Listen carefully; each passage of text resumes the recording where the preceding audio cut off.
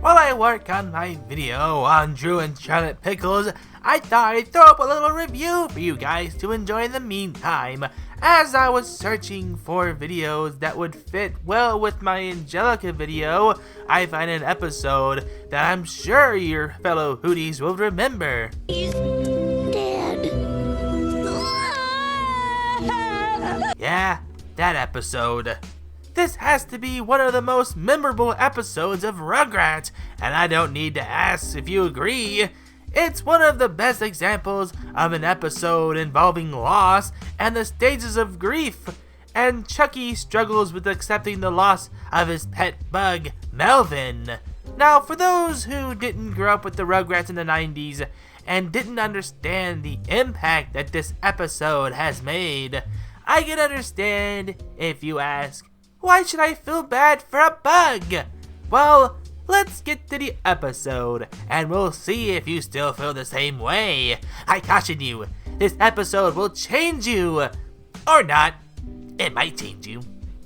We begin with the classic Rugrats close-up as Tommy and Phil move what looks like a ball around, which it turns out to be Melville. Melville's my new pet. Melville's not like other pets. He doesn't have fur, he sleeps in a neat little box, and he doesn't have any sharp, scary teeth. Yeah, Melville's the perfect pet. This was a nice change in character for Chucky, where you would normally be scared by bugs. Among most things, he seems to really like Melville, giving him a nice place to stay and leaves to eat. He really seems to be a great pet owner, and he must have just found him recently, seeing as the others don't know anything about Melville. Something else I want to bring up is the sounds of Melville marching around or his antennae moving, the sounds of the leaves. Just the sounds going on while Chucky talks is really real, which I know it sounds weird saying that, but it adds so much more realism to the scene, especially with no music. It's a really good way to set up the episode, as it lets their dialogue go uninterrupted without the silly music that would have taken away from this scene, in my hooted opinion. We see Chucky taking care of Melville and spending time with him, and almost stomping on him. Dilly ate one of those colored soaps from the bathroom. You know, they do look like candy. Wow, I never told that to anyone before. It's so easy to talk to you, Melville. Chucky is such a great pet owner. Oh, I don't know what I would do if something were to happen to Melville. Chucky has Tommy and the others watch over Melville. Hey, could you guys watch him for me while I go get him some more food? See, he really likes this one kind of leaf, and it's sort of hard to find.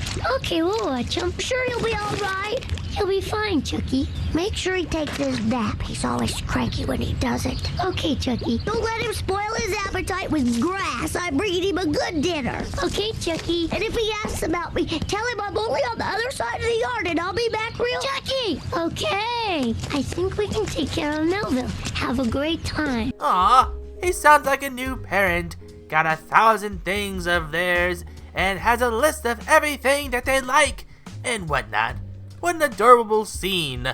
I wonder how Tommy, Phil, and Lil would watch over Melville. Will they accidentally lose him, and they have to hurry to find him before Chucky returns, or... Oh, I can't keep the charade. I know what happens to poor Melville. Let's eat him. Okay. No! We promised to take care of him, and that's what we're gonna do. Now, why don't we teach Melville some new tricks and surprise Chucky? Maybe he's tired. Or maybe his battery's ran out. Or maybe he's dead. Dead? What do you mean? Well, dead is when you're asleep for a long time. Like forever. Are you sure Melville's dead? Yeah, he's dead, all right. I want to take note that the babies, specifically Phil, know when something is dead. That shows how intelligent the babies are. But also that the pill woodlouse, commonly known as a pillbug, slatters, or roly-polies, which is technically a crustacean, has a lifespan of 2 to 5 years, So Chucky must have found Melville late in his life, which is truly tragic that when Chucky has finally found a companion to tell his secrets to, that it was near the end of his life cycle, and how tragic that Tommy and the others were the ones that found out about it, and the fact that Melville was alive when Chucky put the blanket over him before passing on was the saddest part. It was as if Melville wanted to look at Chucky one more time before passing on to the big cardboard box in the sky, wrapped in his favorite napkin blankie. And, 1 second.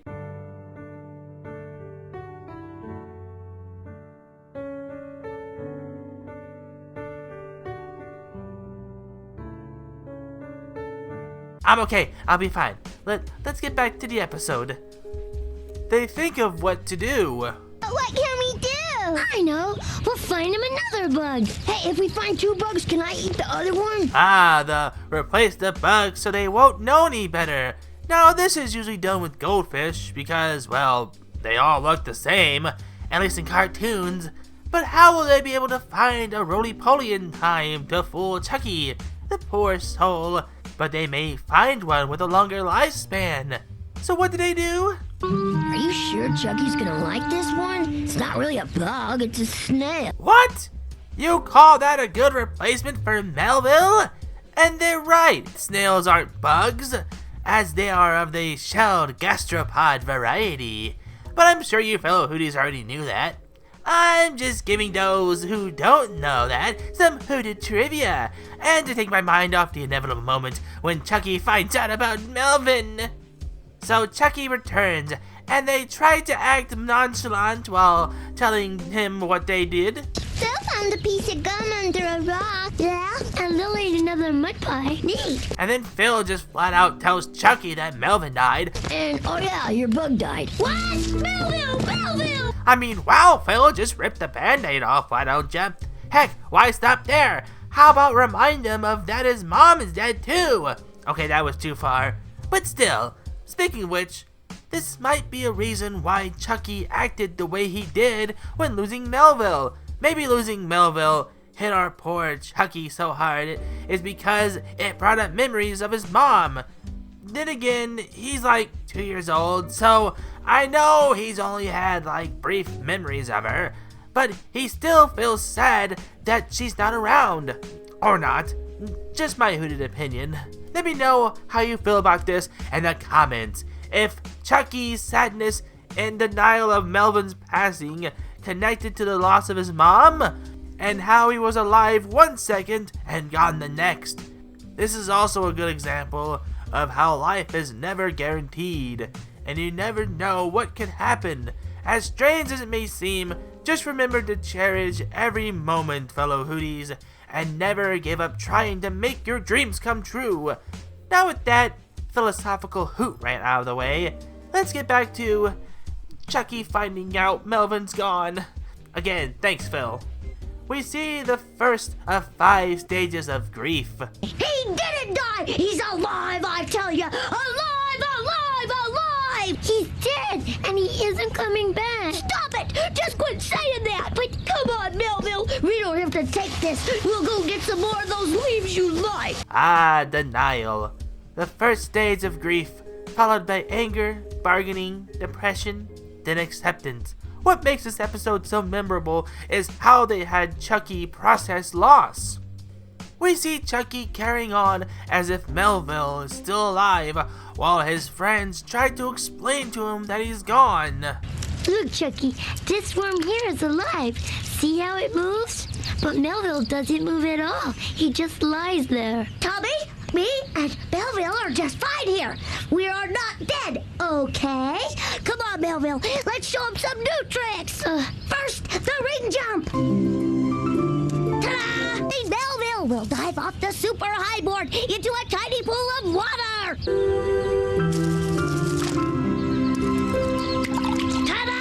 But it's only when Chucky can no longer keep lying to himself that we get to the moment we all remember the most as the hardest to watch. He's dead.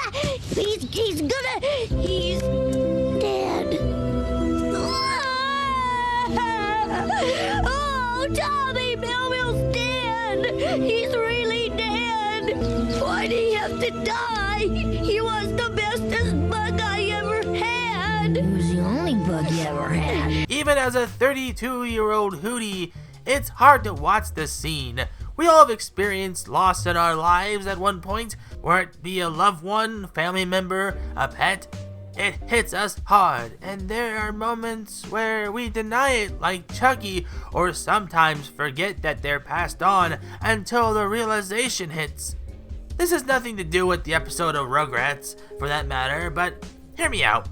I recently found this amazing and short-lived show called Vicious, about an elderly gay couple living in a flat in London, starring Ian McKellen and Derek Jacobi as Freddie Thornhill and Stuart Bixby respectively. It ran from 2013 to 2016, with a mix of falling ratings and the fact that it took nearly 2 years to make the second season. Due to the main character's full schedule, it didn't make it past the second season, but it was an amazing series and it did end on a good note.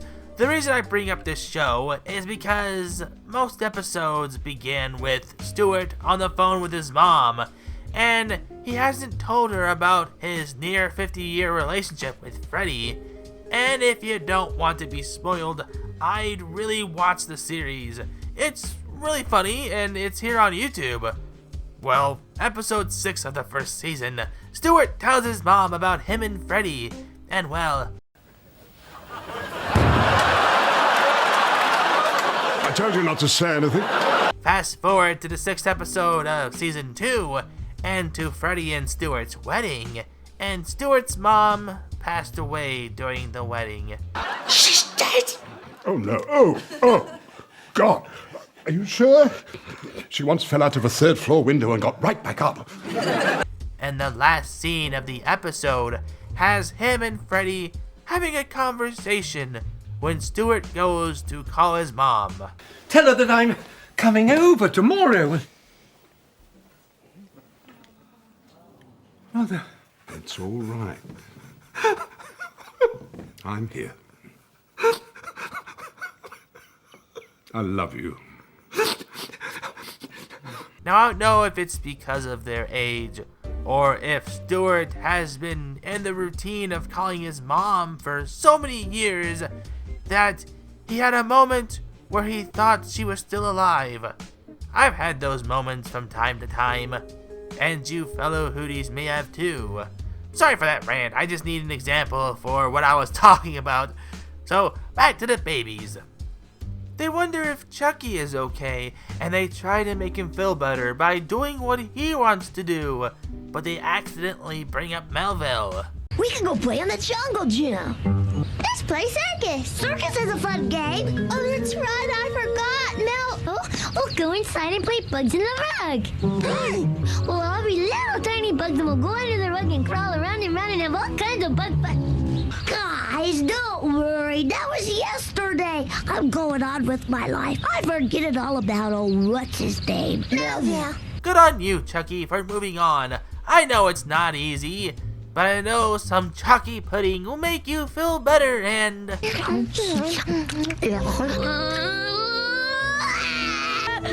Melville and me always used to have chocolate pudding together right before he died.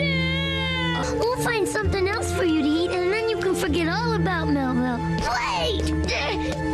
I don't want to forget Melville. Melville was my friend. If I don't remember him, who else is gonna? I understand how Chucky feels.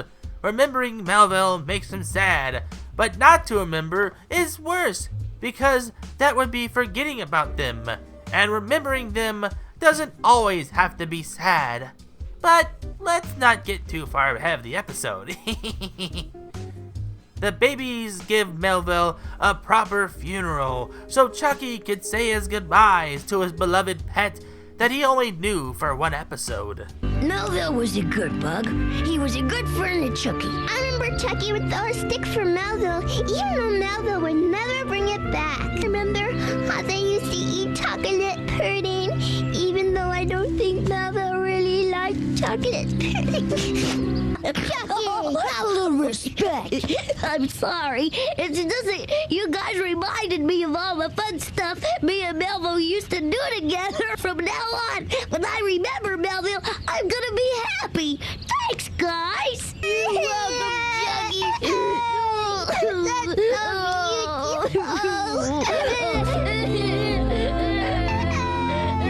Aw, what a beautiful episode and message.